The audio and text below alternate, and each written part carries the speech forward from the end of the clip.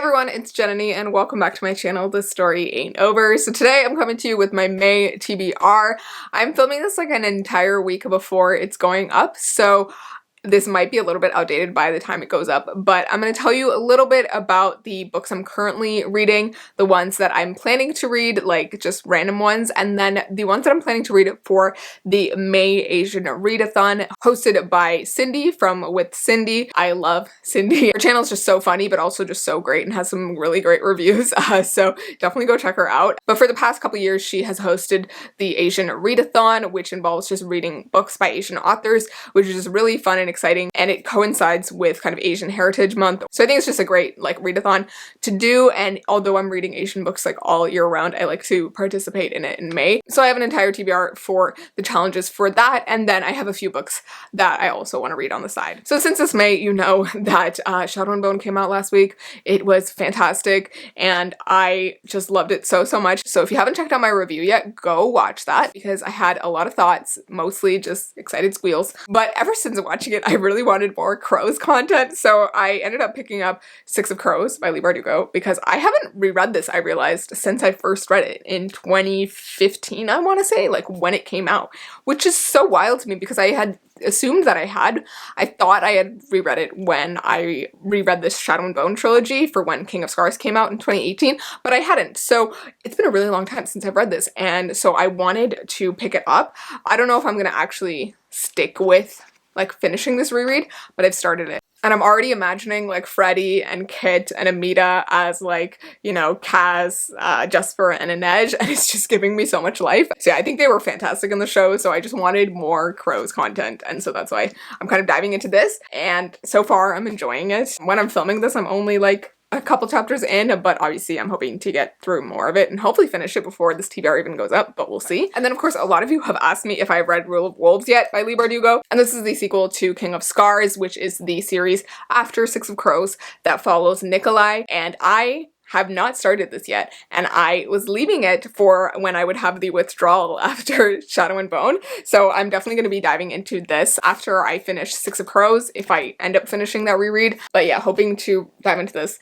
and read it and finish it, and I've heard it's amazing, even better than King of Scars, which I felt like disappointed me a little bit, so I'm very excited to pick this one up and see if I like it more. I haven't decided if I'm going to reread King of Scars before this, but it felt like a bit of a slog for me the first time, so I don't think I want to go through it again, but we'll see. Let me know what you thought of Rule of Wolves without spoiling anything, because I would love to hear like more opinions. And then in terms of a couple books that I want to pick up this month, hopefully, in addition to the Asian Readathon books, is two audiobooks actually that I recently got from the library, and I'm hoping to just read them before, you know, they expire at the library. So the first one is Anxious People by Frederick Bachman. I have been wanting to read this. It was on my wish list for 2021, and I've heard so many great things about this author. They're more of like a literary fiction author, but it's just like adult fiction that I wanted to try out. And this one involves, I think, a bank robber kind of keeping a bunch of people who come to see a like house viewing, like to go buy the house. He keeps them hostage, and it's like what happens from there and like the different people and what they're going through. And I've heard amazing things about Anxious People, so I'm very excited to dive into it.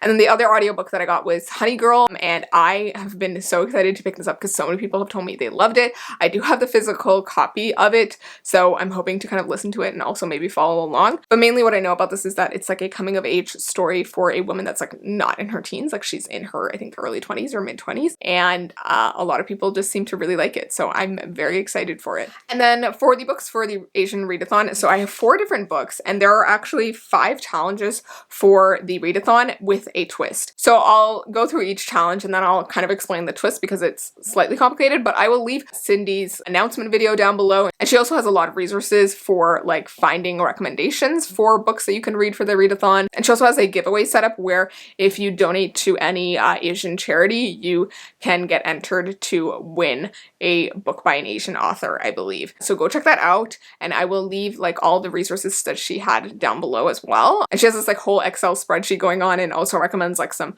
book clubs that you can participate in during the month. So it's all super great, and you should definitely go check it out. So the first 2 challenges are a bit of freebies. So the first one is read any book written by an Asian author. So for this, I am going with Anna K. Away by Jenny Lee. I was so freaking excited when I got this in the mail like a week before it came out. I haven't started it yet when I'm filming this video. I may start it before May begins. I haven't decided yet, but I was hoping to maybe reread the first book, Anna K, before diving into this, so we'll see. I don't know if I'll actually end up getting around to rereading Anna K, so I might just end up diving into this, but this is a fantastic, fantastic Gossip Girl rendering of Anna Karenina by Leo Tolstoy, set in modern day New York among these teenagers, and it follows our main character Anna K, who is half Korean, and she's from like this very wealthy upper class New York family, and there's just like so much drama going on with her and her friends and like her brother and just like their whole social circle. And if you know the story of Anna Karenina, it kind of follows that in the first book,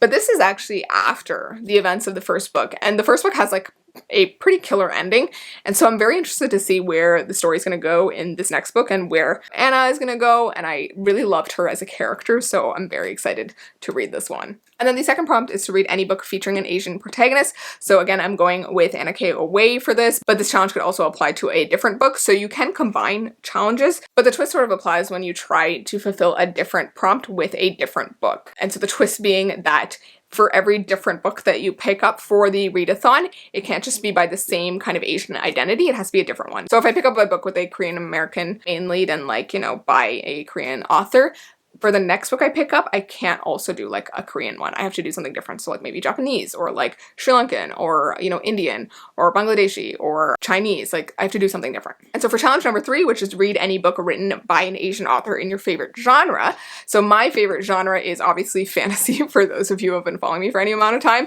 And so I'm going with We Hunt the Flame by Hafsa Faizal. This has been on my TBRs for like ages and ages, and I still haven't finished it, guys. Like I just keep meaning to finish it and I haven't. So yeah, it's been taking me a while to kind of get into it, and I tried the audiobook and didn't really love it, so I think I'm gonna just try and like read this, physically read it, and see if I can get through it. And I think putting it on my Asian readathon TBR might get me to finally finish it. But I did know that the author was Muslim, but I wasn't actually sure like her background and what country she might have roots from, and so I kind of searched her up and I found out that her family is from Sri Lanka. So I'm from Sri Lanka, if you guys didn't know, so I thought that was really cool. So yeah, she's a Muslim Sri Lankan, so I'm very excited to read this for Asian readathon. But if you don't know, We Hunt the Flame is a bit of like an enemies to lovers situation in a land where magic is kind of lost, and the main character is a hunter who, you know, hunts food for her family and for her village, like town, and she's one of the only people who is able to enter into this like mystical forest that most people have a lot of trouble with. And then the main male character is Nazir, who is known as the Prince of Death, and he is known for being a bit of an assassin murderer who sort of bends to the will of the Sultan. And then for challenge number 4, which is read any nonfiction book by an Asian author, I'm kind of undecided for this one. I like don't really have an nonfiction book that I really want to read, but I was able to borrow Dear Girls by Ali Wong from the library the other day on audiobook, and so I'm hoping to pick up that for this challenge. I think Ali Wong is like part Chinese and part Vietnamese, if I'm correct. Please let me know if I'm wrong. So she is like a different Asian identity, so that's why I'm picking this one up. But if I don't pick up this one, I'll try to pick up a different one that is also kind of going with the twist. And then for the final challenge, which is read any book by an Asian author that is not US centric, I have 2 for this, and so I'm going to kind of decide over the course of the month which one I'm going to pick up. So both of these are by Indian authors, and they are set in either India or a fantasy version of India. So the first one is The Secret Keeper of Jaipur by Alka Joshi. So this is actually the sequel to The Henna Artist, which I read earlier this year and absolutely loved. And this is actually coming out in June, but I have this arc, so I'm hoping to kind of dive into it before it comes out. But from what I know, this picks up after the events of The Henna Artist many years later, and it follows a character, Malik, who is like this young kid in the first book. And he's a lot older now. He's 20 years old, which is so exciting to me. And he is kind of returning to Jaipur, which is where the first book is originally set, but at the end of the book, the characters kind of move away from Jaipur. So he's returning to Jaipur, and it's a lot different than the way he remembers it as a kid. And there is a bit of a like love story plot line with a woman that he meets. And I believe that we're going to get hints of like the characters from The Henna Artist and like what their lives are like now, you know, much later. So I am very, very excited for that. But yeah, I think this is going to be a lot of fun, and I cannot wait to dive into it. But I also know that I really want to pick up The Palace of Illusions by Chitra Banerjee Diva Karuni. I've had this on my TBRs for like ages, and I meant to pick this up last year and then I didn't. So I'm hoping maybe I'll pick this one up too in May. And this is a retelling of the, you know, ancient epic, the Mahabharata. I am very excited to see this kind of retelling, and it's told from the perspective of a female character in the epic. So I'm very curious to see how it's gonna go and how the author is gonna deal with it, but I've heard only amazing things about this, so I'm super excited. And it's gonna be like a bit of a fantasy because, you know, the epic has like so many crazy magical things going on, and, you know, there's often gods just like appearing at any given moment, so I'm very excited for those. But I think those are all of the books that I'm hoping to pick up this month. There was a lot besides even the ones in the Asian readathon, other ones that I just want to pick up. I definitely want to get to Rule of Wolves, so I think that's gonna be like my main priority, but I also really want to read like Anna K. Away and all the books on my Asian readathon. So yeah, very excited for the reading month in May. I will be putting up my April wrap up very soon, so you will see that in the next week. And I really hope that you guys had a good, you know, reading month in April and that you're excited for May. Let me know down below what you guys are planning to read in May. I would love to hear. And if you guys have read any of the books that I mentioned today, let me know down below. I would love to hear your thoughts on them. But if you haven't already, go check out my Instagram, Twitter, and Goodreads. I'm thisstoryaintover on Instagram and thisstoryaintover on Twitter. And you can go there for extra content and some daily updates on my life. So if you're curious, go check those out. But thank you so much for watching. I will see you in my next video, and please remember that this story ain't over. Bye!